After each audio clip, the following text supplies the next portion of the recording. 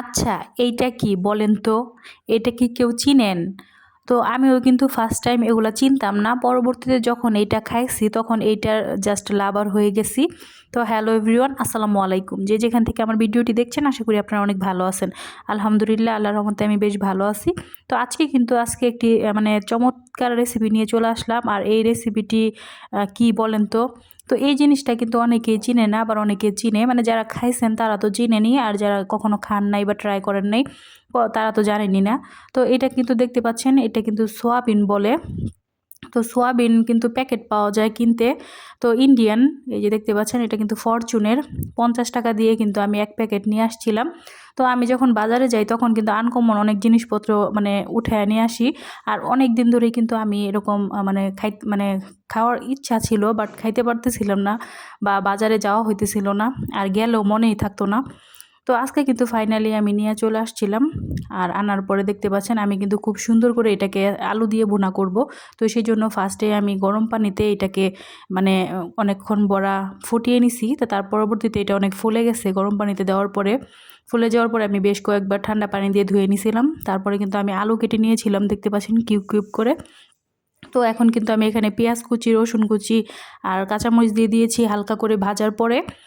এখানে আমি অল্প একটু আদা জিরা, মানে এলাচ দারচিনির যে পেস্টটা, মানে আমরা মুরগির মশলা বা গরুর মাংসের মধ্যে দিয়ে থাকি, সেই পেস্টটা দিয়ে দিলাম।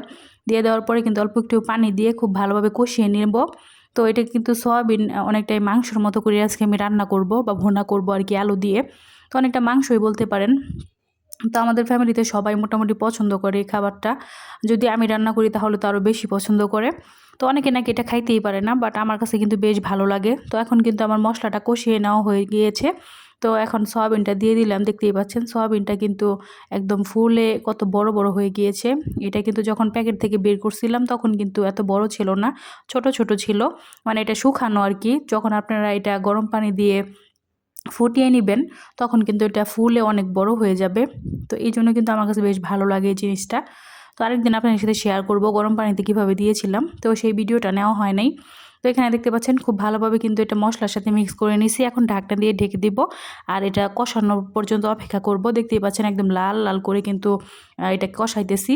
আর এটা কিন্তু খেতে ভীষণ ভালো লাগে, মানে অনেকটা মাংসের মতো লাগে আর কি। তো কষিয়ে নেওয়া হয়ে গিয়েছে। তো এখন আমি পরিমাণ মতো ঝোল দিয়ে দিলাম, আর ঝোল দিয়ে ঢাকনা দিয়ে ঢেকে দেবো। 15 থেকে 20 মিনিটের মধ্যেই কিন্তু এই রান্নাটা হয়ে যাবে। আর এটা কিন্তু একদম সুন্দর করে আমি লাল লাল করে ভুনা করব। আর লাল লাল করে ভুনা করলে খেতে দুর্দান্ত হয়। তো আমার বাসায় আসলে এটার এক কথায় সকলেই ফ্যান, মানে খুবই পছন্দ করে সবাই। এটা গরম ভাত দিয়ে যদি খান তাহলে কিন্তু মানে খুবই ভালো লাগবে। আবার অনেকে এটার নাকি স্মেল মানে সহ্যই করতে পারেন, একদমই নাকি ভালো লাগে না, বাট আমার কাছে বেশ ভালো লাগে। লাস্টের দিকে কিন্তু আমি এখানে অল্প একটু গরম মশলার গুঁড়া ছিটিয়ে দিব, আর অল্প একটু জিরা গুঁড়া, তাহলে কিন্তু খুব সুন্দর একটা মাংসর ফ্লেভার আসবে। তো আমি আসলে রান্না মানে যেটা দিয়ে আপনি করেন না কেন, যদি আপনি রেসিপি সুন্দর করে রান্না করতে পারেন তাহলে সকলেই খেতে পারবে, আর খুবই মজাদার হবে খাওয়াটা। তো আজকের রেসিপিটি কিন্তু আমার একদমই কমপ্লিট, দেখতে পাচ্ছেন একদম মাখো মাখো করে ভুনা করা হয়ে গিয়েছে।